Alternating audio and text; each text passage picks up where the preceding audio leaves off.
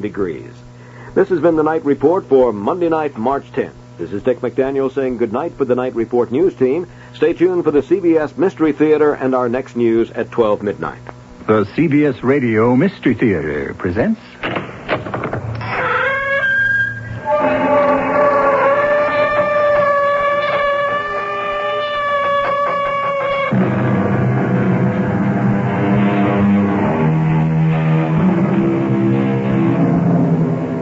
Come in. Welcome. Nice to have you with us again here in this vault of vampires, this haven of horrors, this mansion of mystery. For within these halls today, we're going to share an experience of chilling proportions. That of babysitting. Now, I don't really mean babysitting, since our young charge is 12 years old, hardly a baby. But you know what I mean. Taking care of a 12-year-old can be more trying than taking care of an infant, particularly such a child as this. Ed, have you looked deeply into his eyes? No. I have, several times. I felt as though I were staring into a deep well, an abyss, into nothingness. Oh, come on. And there's something about the way he stares at us, a deliberate stare, as if he were trying to hold us with his eyes.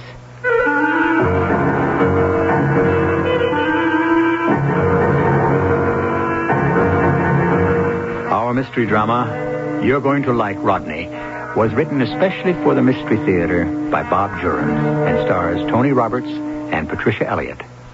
It is sponsored in part by Sunkissed Growers Incorporated. I'll be back shortly with Act One.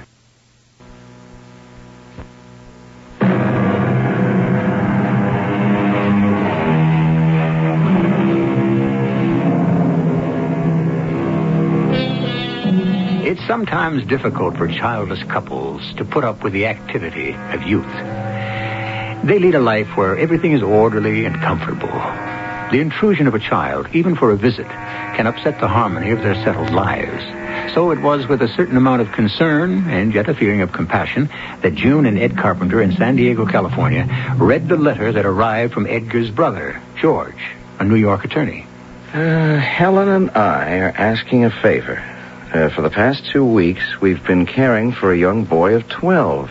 A tragic case. His parents were killed in an automobile crash last month. He's been living with his grandmother, a neighbor of ours, and only 2 weeks ago, she died from a fall. We're taking care of him until I can settle things. He seems to have no one else. Oh, what a trial for the child. It certainly is. We're asking if you and June could possibly take care of him for us the second week in July. We're committed to attending the International Bar Association convention in Switzerland and can't take him with us. I realize you've not had much experience with children, but being my blood brother does create a bond of sympathy. Rodney is a special child, and I think you and June could give him the care he needs while we're away. It's only for a week. I wonder what he means by special. Bright, probably. He finishes, it will be a great personal favor to Helen and me, and I know the best for Rodney. Let's hear from you. Affectionately, George. Well, what do you think? Well, there's no one around here for Rodney to play with. He'll be terribly bored. Well, July's our slowest month at the office. I mean, I could take more time off. I could take him to some Padres games, the zoo, the beach. I really feel we should help. Oh, of course. We can keep him amused. I don't think it'll be too bad. Agreed? Yes. And Mrs. Nathanson will probably come in to sit when we go to the club. She's always talking about her grandchildren. Well, then I'll tell George we'll take Rodney. We may even get to like him.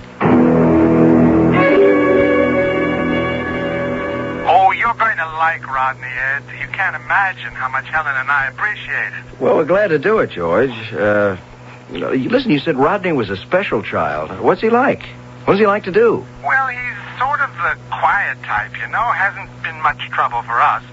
We'll keep him indefinitely until I can settle things with the estate. There don't seem to be any other relatives. It's strange. You said his parents died in a car accident. Yeah, and I've tried to locate other family members, but there just don't seem to be any. His grandmother was apparently the only one. Well, who took him to her when the parents died? I can't learn that either. I was in touch with some of the neighbors in New Hampshire where his parents lived, but apparently they'd moved in only a few weeks before the accident, and no one knew anything about them. So the poor kid has had a time of it. We'll take good care of him here. We'll put Rodney on a plane to San Diego, and you can meet him at the airport, okay? Okay, we'll be ready. Thanks a million, Ed. I know you're going to like Rodney.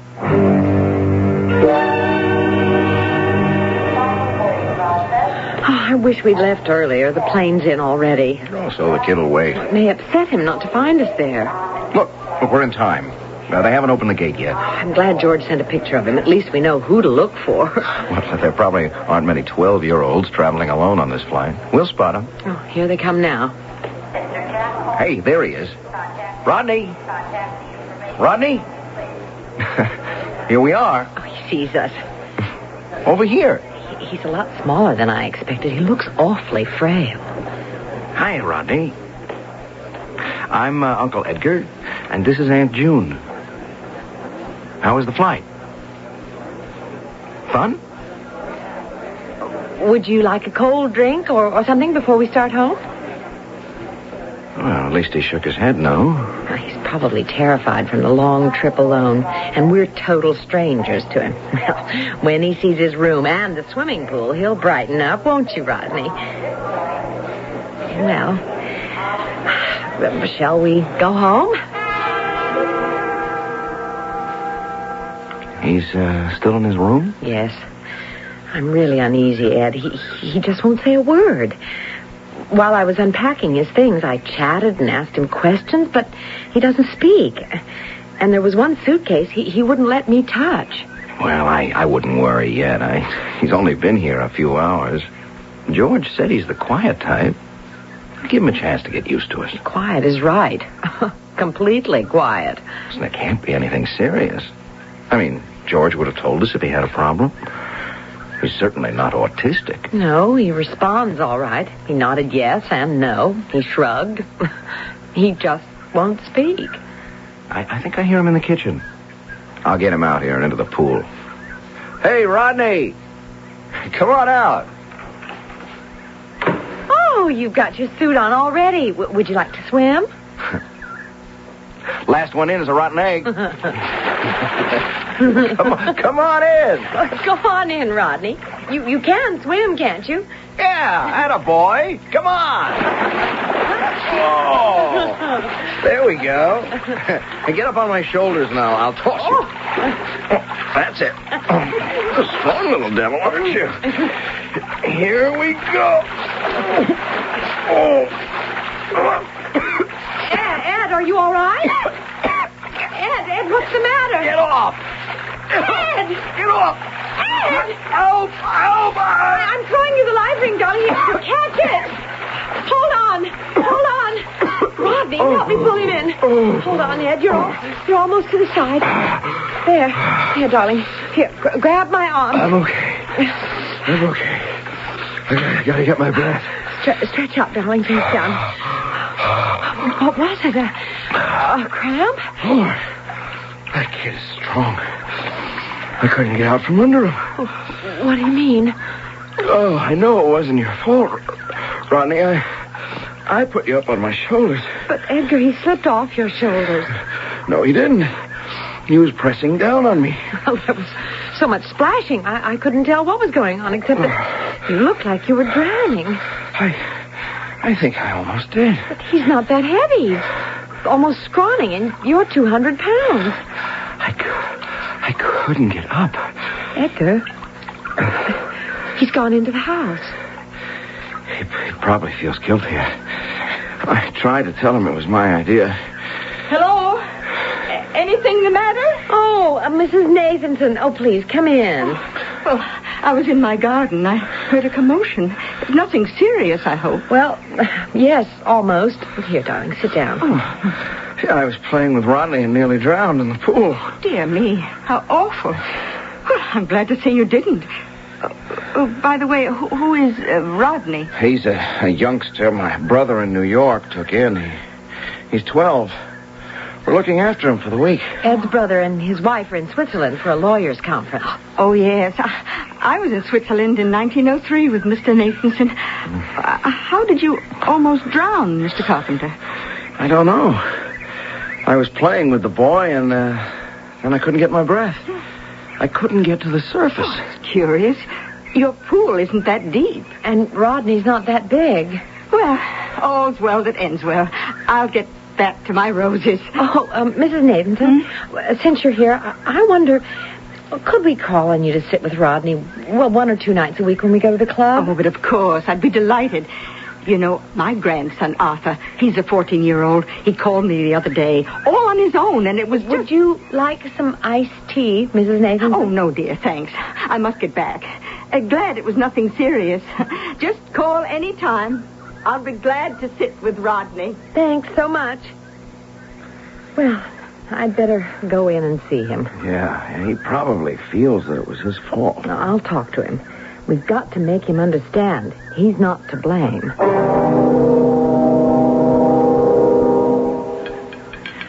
I brought you some lemonade, Rodney. I know you feel strange here, and that's understandable. You've never met us before, but please, we're your friends.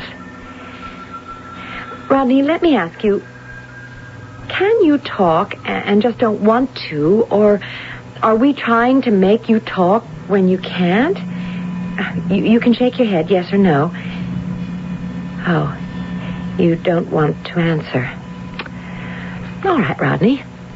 I'll tell you what. While you're with us, you can do just as you want. We won't press you. And if you feel like talking, we'll be happy to talk with you. I'm going down and start supper now. We're having steak outside. I'll call you when we're ready. Rodney? What is it? Oh, you want to write something. Oh, good. Wait. Let's see. There should be paper right here. Yes, here, Rodney. A pad and a pencil. I'm so glad you want to say something. Take your time. If you want to communicate to us through notes, it's perfectly all right. Let's see. Rodney, what a horrible thing to write. Your cat is going to die. Why should he write such a cruel thing? I thought he was going to say thank you or something. I was trying to be kind. Your cat is going to die. Strange, all right. Do you think he means he's going to try and kill her? Oh, come on. Where are you going? Going back upstairs and find out what's with this kid. Ed, please, don't upset him anymore. Well, he's getting me upset with that stony stare of his, mocking us with his silence. Look here, Rodney. What does this mean? Ed. Why? I want to know right now why you wrote this. I mean, there's the pad, and write your answer if you won't talk. Ed, wait. He's crying. Well, he's going to have more to cry about if we don't get an answer from him. Rodney, what is it? You're so unhappy. You're sorry you wrote the note. Is that it? Look, he's nodding his head. Okay. Take it easy, Rodney. I'm sorry I lost my temper. Rodney, get into bed, put on your pajamas, and just rest. I'll bring you a light supper later. It's been a trying day for you. We won't bother you any more today. We'll leave you now. Okay? Okay. Brother George sent us a handful. I think you should get in touch with him right away and find out if this is Rodney's usual behavior. I don't see how they could have put up with this for even a few months. No, neither do I. Do you want to call him? No, let's wait. I can't see getting George upset on our first day. Let's give it a chance. After all, we ought to be able to deal with a 12-year-old boy.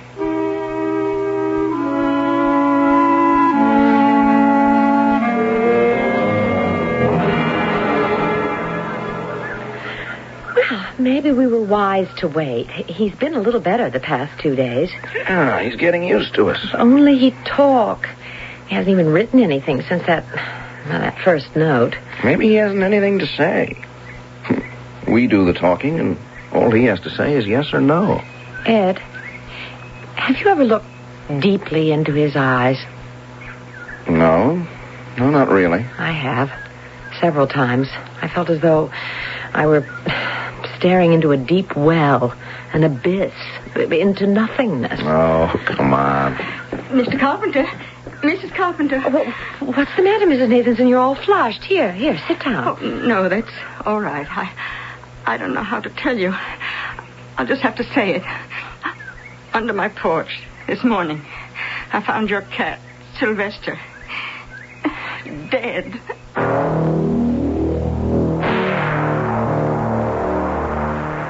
It seems that Rodney's prophecy came true.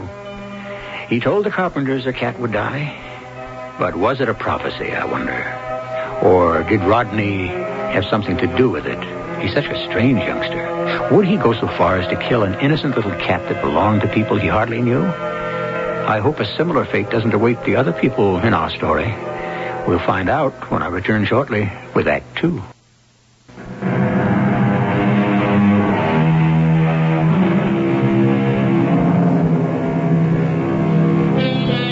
Overnight company can indeed be troublesome now and then, particularly when the company is a strange child who writes threatening notes. But then, who could be afraid of a 12-year-old child?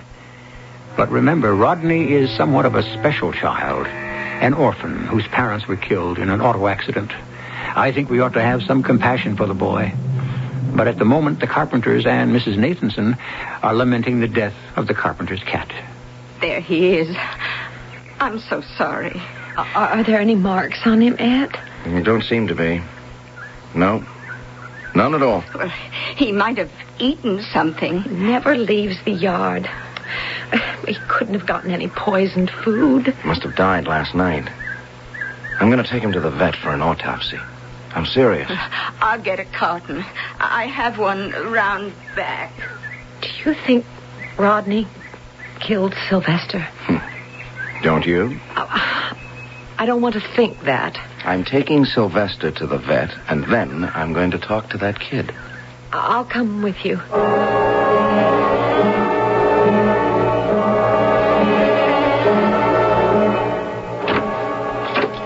I don't know what to say to him now.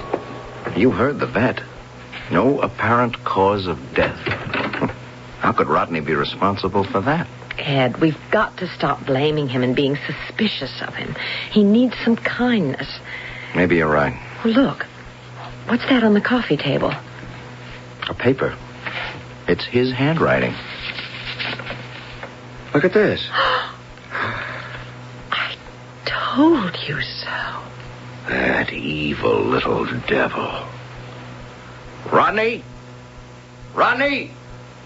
Come down here right now. What are we going to say to him? Plenty. He's going to be around here for the rest of the week. He's not going to get smart with us. This has got to stop. Rodney? Come over here. Right here. Rodney, I don't know what you meant by this note. You didn't kill Sylvester. And writing a note like this is cruel. Don't let me see another note like this in this house again. You understand? Look, he's going to write something. Oh, good. Let's see what you have to say for yourself. He's not saying much. 2 words. Well, at least we're getting something out of him. Well, what did he write? What did I just get through telling you? Ed, what are you doing? You hit him. I'll teach this. What did he write? Here. You're next. You go to your room. Right now. No 12-year-old is going to intimidate me. Go on up, Rodney. He's a brat we're stuck with for the week, and he's not going to scare me with those threats. Ed, please, calm down. The child's just being belligerent.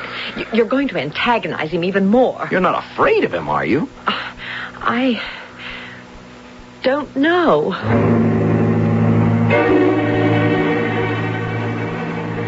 He won't open his door. We'll have to go without him if you still want to go. We'll go to the beach instead of the zoo. I got a yen for some surf fishing. If he doesn't want a good time, the heck with him. He'll be safe here alone. We'll be back in a couple of hours. Maybe I'd better stay. I don't care that much for the beach anyway, and Well, frankly, you deserve the relaxation. He'll be all right. Besides, I thought you were afraid of him. Not afraid. No. I feel sorry for him. He seems a terribly disturbed boy. Okay, I'll go alone if you don't mind. No, I'll pack you lunch. Maybe alone, I can get closer to Rodney.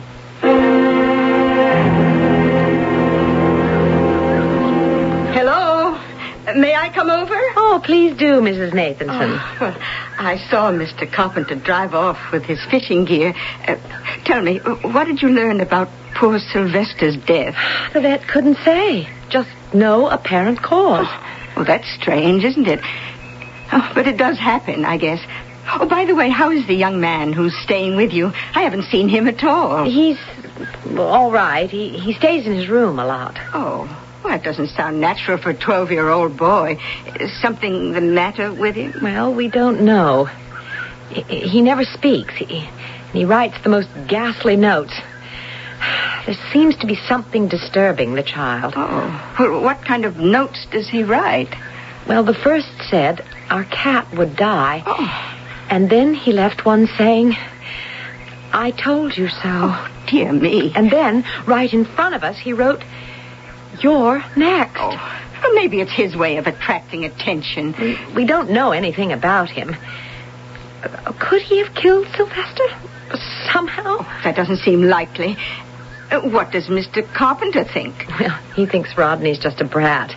He doesn't take his notes seriously. Oh, well, the child's certainly not going to kill anyone. He's just going through a stage. Oh, excuse me. There's the phone. Oh. Stay here. I'll be back in a minute. Yes.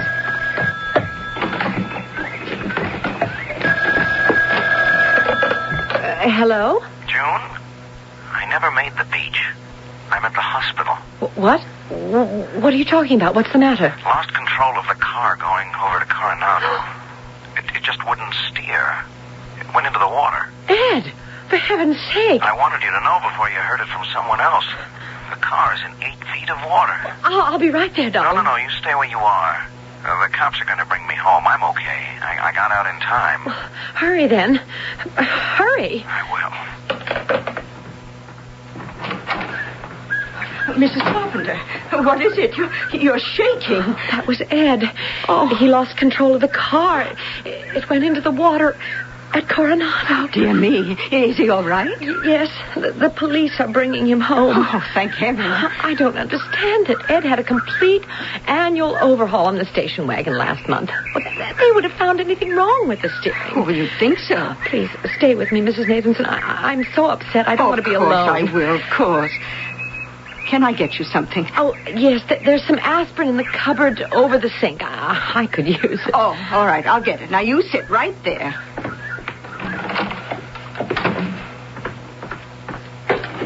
Oh, this is curious.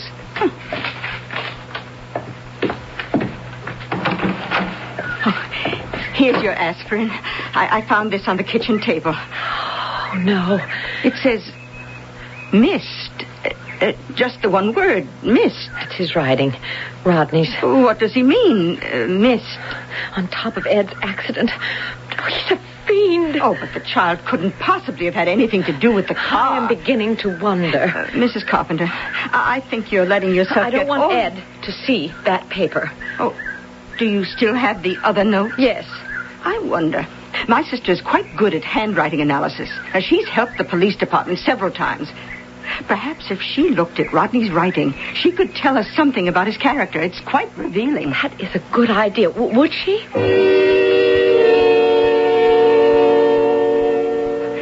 And how is Mr. Carpenter? That accident yesterday shook him terribly. He's staying in bed today. Ah. We have to go to the club dance tonight. He's the president. We can't miss it. Oh, I wish we could cancel. Oh, now don't worry. Everything will be fine. And don't forget, I'll be sitting with Rodney.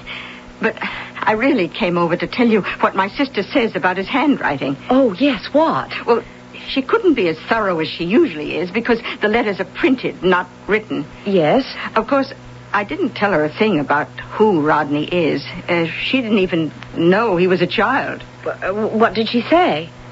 Now, this is so curious. She said she got the impression, just the feeling, mind you, that the person was a very old man. An old man? Now, she admitted it was just a feeling. But an old man? What did she say when you told her Rodney's only 12? Well, she looked rather strange and said, I'd never have guessed it. Hi. I couldn't stay in bed another minute. Oh, well, how are you feeling, Mr. Carpenter? Shaky, but okay. Hey, those look like Rodney's notes. They are, Ed. Mrs. Nathanson's sister analyzed his handwriting. She's an expert. Oh, you didn't tell me about this. Oh, well, she did it last night. I just brought them back. And what did she say? She thought that Rodney was an old man. What? Well, she couldn't tell much because the letters were printed. No. Did June ask you about tonight, Mrs. Nathanson? Oh, yes. I'm happy to come over. I got to go downtown to see about the car. I'll be home around 2. Please, drive carefully. I still feel uneasy with that child in this house. Well, he's troubled, and it's understandable after all he's been through. But really, Mrs. Carpenter, I hardly think he's dangerous.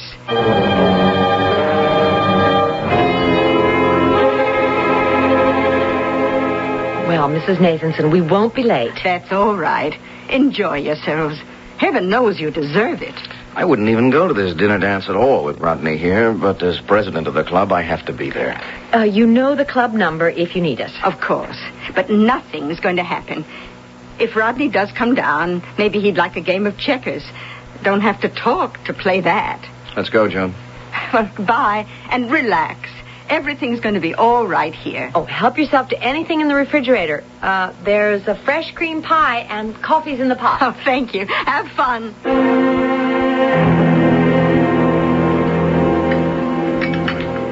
My, that pie does look good. Oh, you startled me. You're Rodney. Well, I'm glad to meet you at last. I'm Mrs. Nathanson. You're just in time for some delicious cream pie. You don't want any? Oh, I'm surprised. I thought all 12-year-old boys had an empty pit. I wish you wouldn't stare at me like that.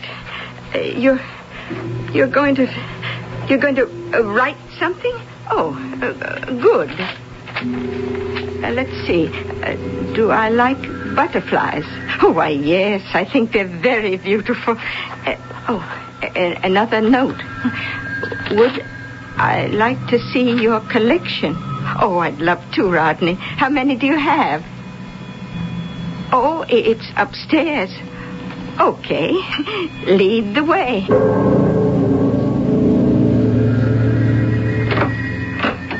Oh, so this is your room, Rodney. It's very nice. Oh, but it's so hot and stuffy. Oh, dear me, let's open a window. It's midsummer and you have all the windows closed. There, that's better. Now, let's see your butterflies. Well, aren't you going to show me your collection? Rodney, why are you staring like that? Rodney, don't come any closer to me. I don't like it. Rodney, what's the matter with you? Rodney!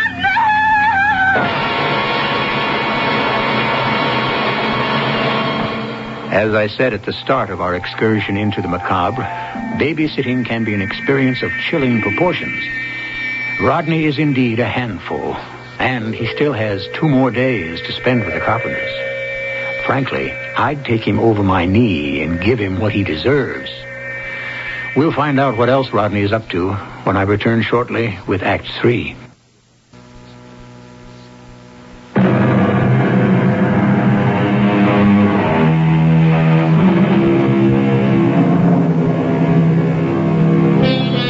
The Carpenter household, once so quiet and serene, hasn't been the same since Rodney arrived. The Carpenters expected that the routine of their lives would change when they agreed to take care of the child for a week, but never in their wildest dreams did they imagine just how drastic the change would be. At the moment, they're trying to enjoy the dinner dance at the club without much success. Edgar, can't we leave? It'll only be another hour. What's going to happen? I don't know. I I just would feel better if we were back home. I call if it'll make you feel better. Talk to Mrs. Nathanson. I think I will. But do you think I should, warn her? Now, don't scare the poor woman. Rodney's certainly not going to threaten her. I'll be back in a minute.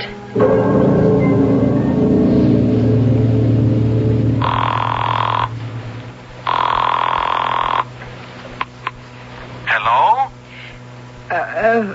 Who's this? Well, who is this? Oh, excuse me. I must have the wrong number. Now, wait a minute, ma'am. Who did you want? The Carpenter residence, Mrs. Nathanson. Who are you? I have to know who you are, ma'am. Well, I'm Mrs. Carpenter. Mrs. Nathanson is babysitting for me. Oh. I'm police, Mrs. Carpenter.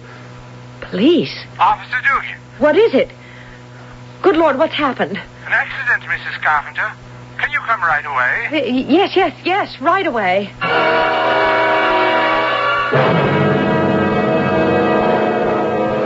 I can't believe it. Mrs. Nathanson. A neighbor out for a walk saw the body lying next to the house. We think she fell from the upper window. Rodney's room. We haven't been able to get a word out of the boy. I'm glad you're here. If only we'd stayed home. The boy doesn't talk, officer. Doesn't talk? He's your son? No. He's my brother's ward, temporarily. We're taking care of him for a week. Well, you think we can get anything out of him? We'll try, but he's a strange kid. We'll need a pad and a pencil. Oh, I got it right here. Rodney, you've got to answer some questions. What happened to Mrs. Nathanson? He's shaking his head no. Yes, you do know, Rodney. You were here with Mrs. Nathanson. She was found on the ground outside your bedroom window. Now, what happened? Answer me. Yeah, the kid's frightened, and it's getting late. Put him to bed. We'll try to talk to him in the morning. Okay. Go to bed, Rodney. I'll take him up. Well, there'll be an autopsy. It'll probably show she died of injuries from the fall. I hope that kid can tell us what happened.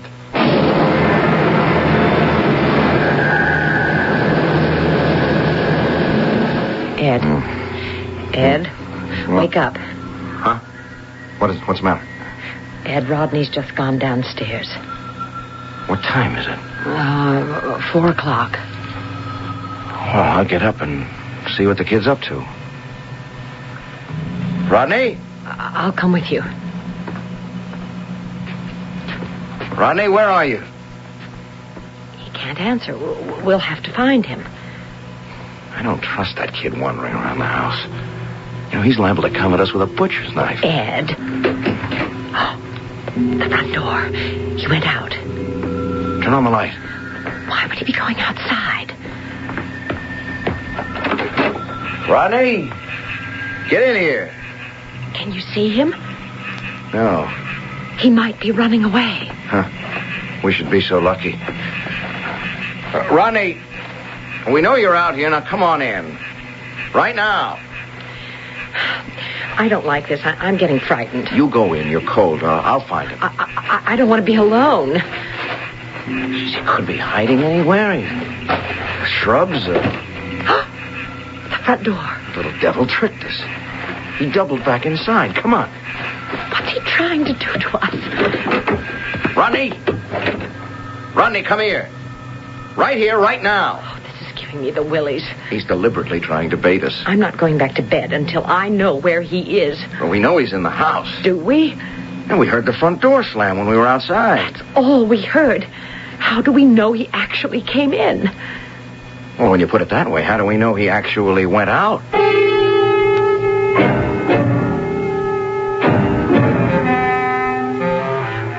Why is he doing this? Because he's a malicious brat, that's why. We're not playing into his hands anymore. It's ridiculous to be terrorized by a 12-year-old. I keep thinking about Mrs. Nathanson. Oh, this whole night's been one horror. Well, Rodney knows damn well what happened, but how do we get it out of him? But what can we do? We're going back upstairs.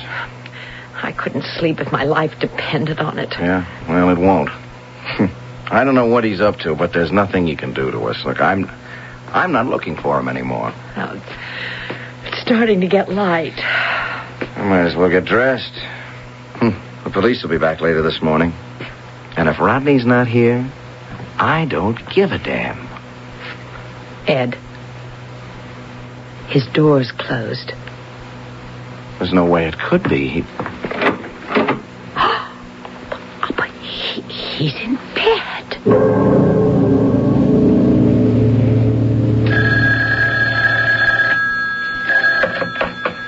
Hello? Ed, it's George. How's it going? Oh, you should ask. Where are you? New York. Flew in last night. Brought a visitor from England back with us. Listen, how'd you get along with Rodney? Why didn't you tell me he was a little fiend? What do you mean? Well, he never said a word the whole week. Oh, I know. He writes notes to us, too. That's only half of it. Well, anything happened to you? Yeah, we had a tragedy. Our neighbor was sitting with Rodney when we went to the club. She fell out the bedroom window. What? And our cat died. Sylvester? Hey, you have had a week. Yeah, and it all happened with Rodney here.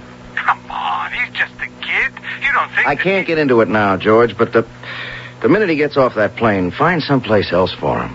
Ed, what's the matter with you? I'm telling you, the minute he gets off that plane, take him to some welfare agency or whatever.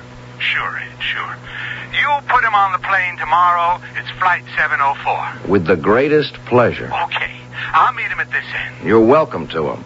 I'm sorry you think he caused you so much trouble. Anyway, I appreciate you taking care of him. I owe you one, Ed. Forget it. I'm trying to. Okay. I'll meet him at Kennedy tomorrow. Yeah. Okay, George. Bye. Oh.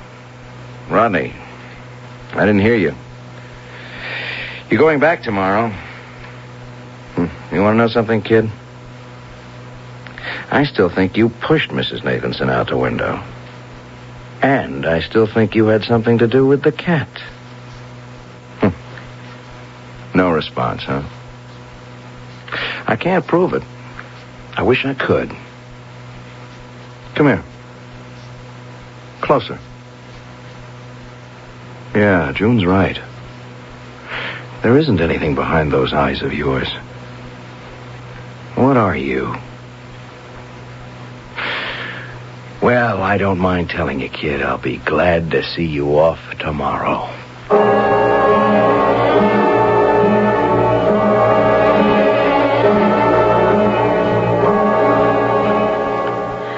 Can't find Rodney. We've got to leave in 10 minutes. Oh, it's another one of his tricks. Like Thursday night. If it's the last thing I do, I'll get him on that plane. Maybe he's afraid to go back. Oh, he's not afraid of anything. I'll put his stuff in the car. We'll find him. After all that's happened, I still feel kind of sorry. He seems such a lost little boy. Lost my foot. Oh. Why, there he is. He's sitting in the car. I never thought of looking there. Good. He's as anxious to get out of here as we are to see him go. Okay, Rodney, you're on your way.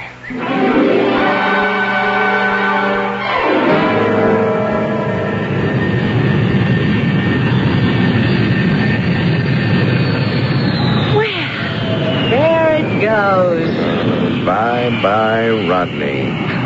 I had to see that plane in the sky before I'd leave. Now let's go home. That's funny. There's a note on the back seat. I didn't see it when we took his stuff out. A note? I can reach it.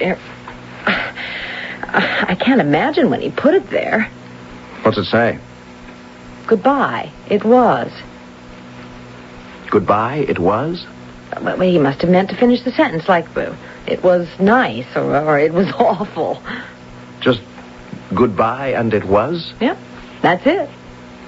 Well, that's the last of them anyway. I wish I knew what he was going to add. You know, maybe he was trying to thank us after all. Fat chance of that. It would have been something sinister. You can bet on that. I'm still sick over Mrs. Nathanson. We have to go to her funeral this afternoon. I know. What the? Ed, you went right through that red light. The brakes are gone. I'm down to the floor. Oh, what? I'll try to gear down. Stop, Ed. Stop. That truck's coming right on through. I can't.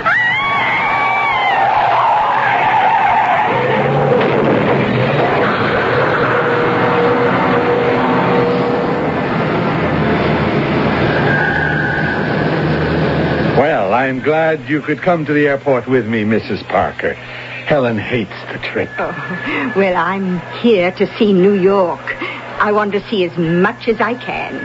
Passengers are coming through the gate now. There he is. Hey, Rodney. Over here, Rodney. Rather a pale young lad, isn't he? Well, I feel sorry for him. I hope they find him a good home soon. His parents were killed in a car accident. Oh. He was living with his grandmother until she died from a fall. How tragic. And it's nice of you and your wife to take him in. Rodney, I want you to meet Mrs. Parker. She's from England, and she's staying with us for a while. How do you do, Rodney? She'll be sharing your room with you. You don't have to be embarrassed. Mrs. Parker has grandchildren older than you. Just think of me as a grandmother. I'm sure we'll be good friends. Won't we, Rodney? Oh, I think so, Mrs. Parker.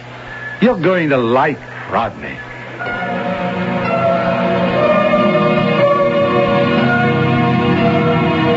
Well, I certainly don't. I've been thinking over that last curious note Rodney left the Carpenters, Ed and June. Just goodbye, and it was. Too bad they didn't realize in time, just before their deaths in that terrible crash. Ed had said he'd get Rodney on the plane if it was the last thing he did. Now we know Rodney's cryptic reply. It was. More about Rodney when I return in just a moment.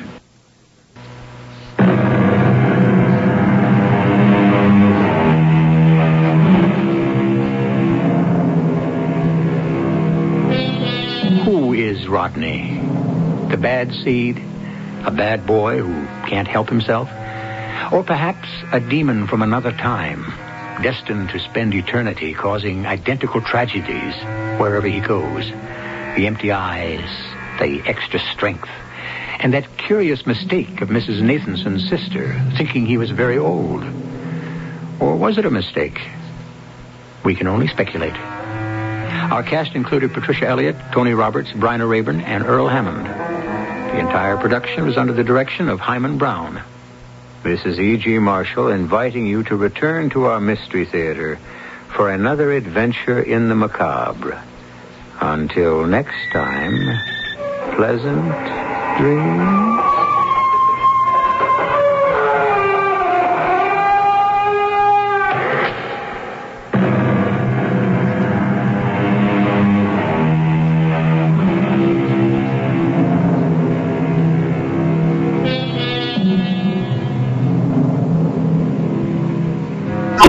These days, so many of us measure our efforts to help people purely in...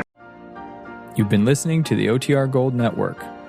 Find more classic radio at otrgold.com.